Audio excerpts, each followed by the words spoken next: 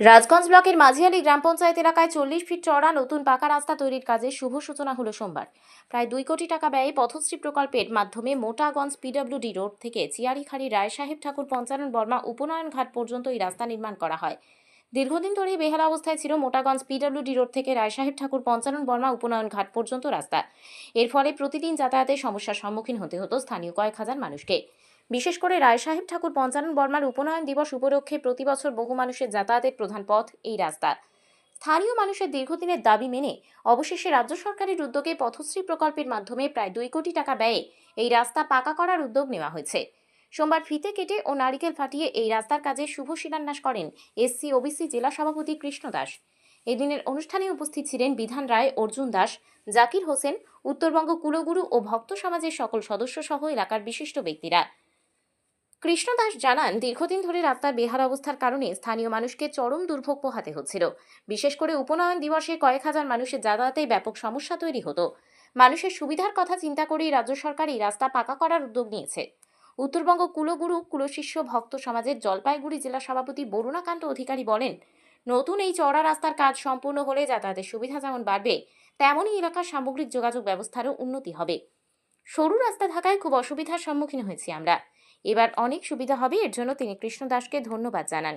ঠাকুর পঞ্চানন বর্মা যে উপনয়ন যে ঘাট যেখানে তিনি উপনয়ন করেছিলেন, আমাদের ক্ষত্রিয় সমাজকে যে দিশা দেখাইছিলেন, দিক দেখাইছিলেন, রাস্তা দেখাইছিলেন, সেই করতোয়া নদীর, করতোয়া মাতা যে আমাদের করতোয়া নদীর সেই ঘাটে যে যাওয়া রাস্তা মোটাগোজ আজকে আমাদের পিডব্লিউডি রাস্তা থেকে আমাদের ঠাকুর পঞ্চানন বর্মার উপনয়ন যে ঘাট সেই অবধি 1.5 কিলোমিটার রাস্তা আজকে আমাদের উদ্বোধন করলাম। এই 1.5 কিলোমিটার রাস্তা প্রথমে খুব ছোট রাস্তা হয়, সেই রাস্তাটাকে ভিতরে নেওয়া হয়।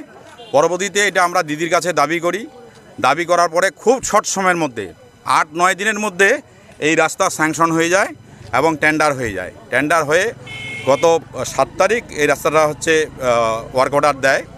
সেই হিসাবে রাস্তাটা টোটাল 1.5 কিলোমিটার রাস্তা 1,92,00,000 টাকা আমাদের এখানে আসে বাজেট। 40 ফিটের রাস্তা চওড়া হচ্ছে। এই রাস্তাটা চওড়ার ফলে যাতায়াতের জন্য যে সুবিধা, যখন আমাদের এখানে অনুষ্ঠান হয় যে সুবিধা, তারপরে পাশাপাশি যে ভিতরে গ্রামগুলো আছে, বিশেষ করে একটা আদিবাসী গ্রাম আছে এবং আশেপাশের লোকের বিরাট একটা উপকার হবে এবং তীর্থস্থানটা খুব সুন্দর হবে, আমরা এটা আশা করছি। এবং এতে আমাদের রাজবংশী সম্প্রদায়ের ক্ষত্রিয় মানুষের যে একটা তীর্থস্থান, সেটাতে ভালো একটা রূপ পাবে। গোটা ভারতবর্ষের যত রাজবংশী মানুষ আছে এখানে আসেন এবং বাংলাদেশ থেকে আসেন, নেপাল থেকে আসেন, ভুটান থেকে আসেন, সব লোকে এখন খুব সহজেই এবং সুন্দরভাবে এই আমাদের তীর্থস্থানে আসতে পারবে। রাস্তা তো এখন আমাদের আজকে উদ্বোধন হয়ে গেল, কাজ শুরু হয়ে যাবে, এই সপ্তাহের মধ্যে কাজ শুরু হয়ে যাবে, দেখতে পারবেন। আর ভিতরে কাজটা তো আমাদের শুরু হয়ে গেছে, এটা চলছে রানিং, আর এটা হচ্ছে খুব তাড়াতাড়ি শুরু হয়ে যাবে। জি, আমার খুব সুখের বা আনন্দের দিন যে আমার দীর্ঘদিন লড়াইয়ের যে এই প্রচেষ্টা চালার পরে যে আজ আমার 40 ফুটের রাস্তা পাচ্ছি, এটা আমার শুধু আনন্দ না হয়, এখানকার নগরবাসী যে আমার এলাকার মানুষ সকালে আনন্দ উপভোগ করবে।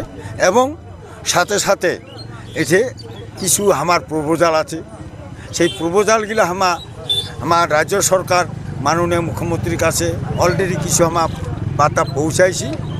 তো হয়তো এই ইলেকশনের জন্য হয়তো কি হবে না হবে এটা পরের কথা, কিন্তু যদি আমার জানি, আমার দৃঢ় বিশ্বাস মাননীয় মুখ্যমন্ত্রী আমার থাকিবেই, এটি আমার উন্নয়ন হবে। আর উন্নয়ন হলেই আমার এটি প্রজেক্ট যদি করি, অন্তত আমার মাতালগুলা একটু মানুষের জায়গাতে আনিবা পারিম, এটা একটা আশা, এটা আকাঙ্ক্ষা।